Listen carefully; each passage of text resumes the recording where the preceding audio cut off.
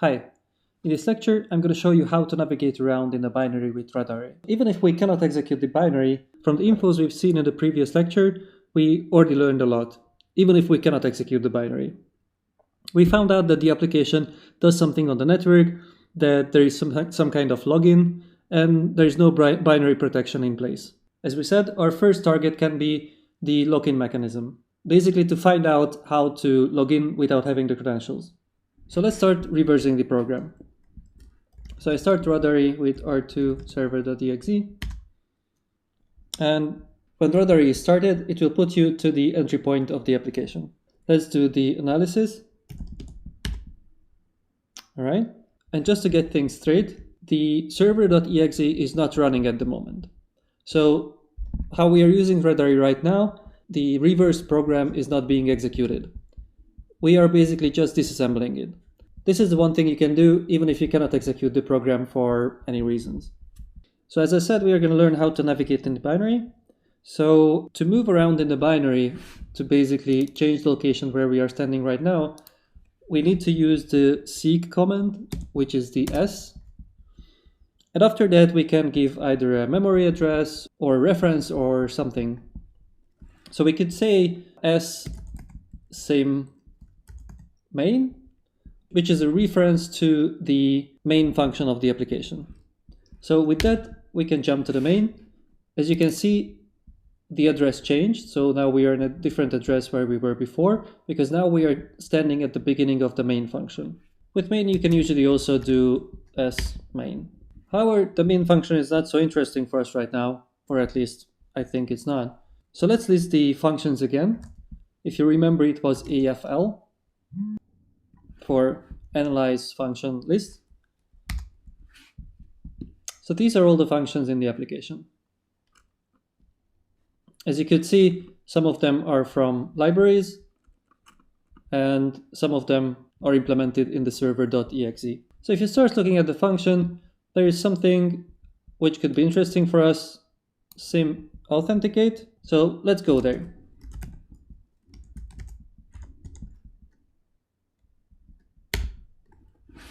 Again, our address changed. And now, what do you think?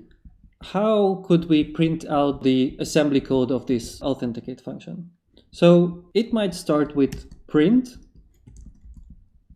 which is the command P. And if you start looking here, there is a disassemble and opcodes. So that could be PD. And here there is a PDF disassemble function. So let's try that. And as you can see, PDF shows exactly what we are looking for. So this is the authenticate function. It even gives us some information about local variables, and there is one argument to the function. And this is basically the code of this function. So since this is not an assembly course, I'm not going to spend so much time with explaining the assembly language. We're going to focus on how we work with Radare instead of how the assembly language works. So we did PDF. What you can also do is to PDF at. At in Radare literally means at. So after that has to come some kind of location. So we will say PDF at sim dot authenticate.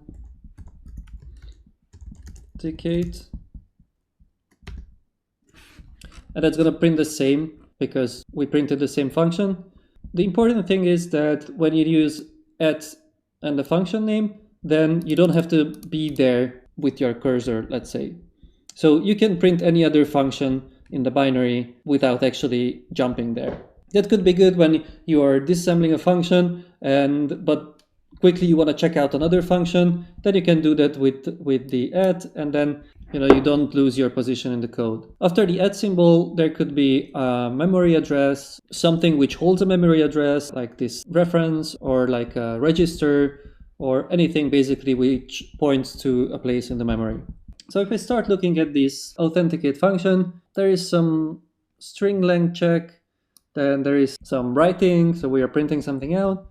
And after that, there is a function called check username. So that sounds interesting because that's what we are looking for right now, to figure out how we could bypass the username question. So let's go there. So I will seek to the same check username. Again, we jump to another location in the binary, and we can print that function as well.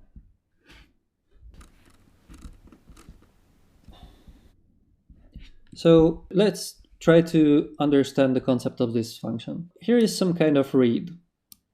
That could be when we type in the username. And if you come here, there's a printf. And you could see here, it's pushing the location of a string to the stack. So this here, this is just another reference or label, let's say, created by Radari, which points to a string in the binary. And in a comment, Radari also shows you what this string is. And it's the reading username string, what you would see on the server side when somebody types in the username, then in the log, it will be printed that it's reading the username. Okay, so probably it reads the username, then this log message is printed, and there are some puts. That's not too interesting. There's a string copy here, and here it calls another function called compare username. Again, that's very interesting for us. And what could be more interesting for us is the arguments of this function. You can see that both arguments are pushed onto the stack as EAX. And one is the local variable 416H. And one is the local variable 416. This is also just a variable name generated by Radari. Oh yeah, it's the string copy is gonna probably copy something in this variable. But what is more interesting is the other argument, which is pushed on the stack here, and which comes from the variable 41C.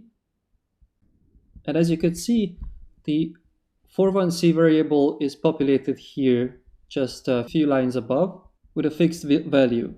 So this value could be interesting for us. Let's try to figure out what that is. So just to prove again that the most valuable command is a question mark. It can be used to calculate values. So we could use question mark and then the value we have seen and just enter. And then it's just going to do a lot of various transformations. What you can use to look at it and see whether anything of it makes sense for you. And if you start looking, there's this one when it's translated into ASCII characters, and it says job, which is kind of familiar, maybe because we are reverse engineering the application of Java. But the question is that all? We could try. So I will just start the server.exe, and from another location, I will go and see localhost 14884. Yeah. And I say job, and it didn't work. And you see here was the log message, what we have seen in the code. So if we go back and we look a little more at that part, maybe it brings something to us. Because what's sure is that it seems like this value is used as one parameter for the compare username. So we would expect it to be a username, which is used to compare against the user input. But what's with this one? So you could see that was a double word, and this is just a word, and it moves the OX61 to 418. By the way, if you come up here, you will see the naming of the variables. So 418 means EBP minus OX418.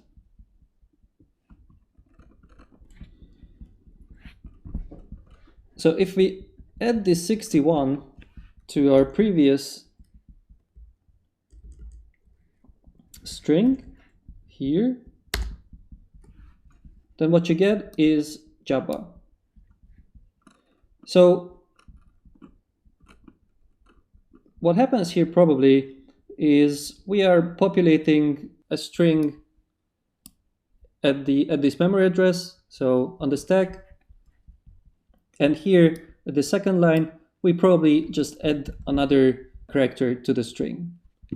So to check that, we can go back and connect to our server again and try the other username, which is Japa, and it worked.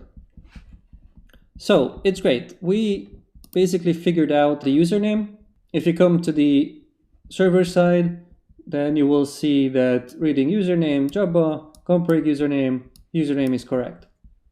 So by reverse engineering the check username function, we figured out that the fixed value Japa is passed to this compare username function to compare it with our input string. So our next goal is going to be to figure out how to bypass the password check, because now we know the username, and we're going to do that in the next lecture. But before we go there, I just want to show you something else with the question mark. You could also do things like OX 10 plus 6, and it will tell you that it's OX 16. So you can use it to do quick calculations as well. Another thing I wanted to show you in this lecture is to make comments in the assembly code.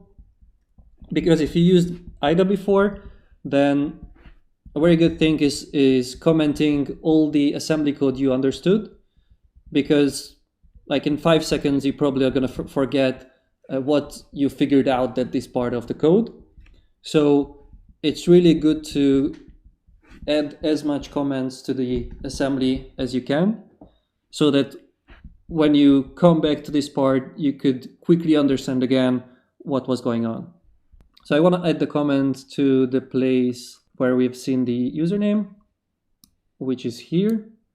So I want to create a comment at this address. And the comment is surprisingly starts with C. And CC will add or remove comment. And you can specify the address here.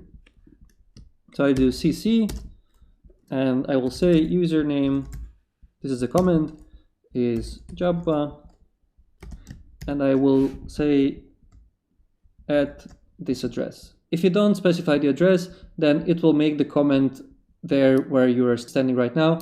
We are standing at the beginning of this function, so that's not the best place for the comment. That's why I'm using the at and address. All right. If I print the function again, you will see here that here is our comment that the username is Japa.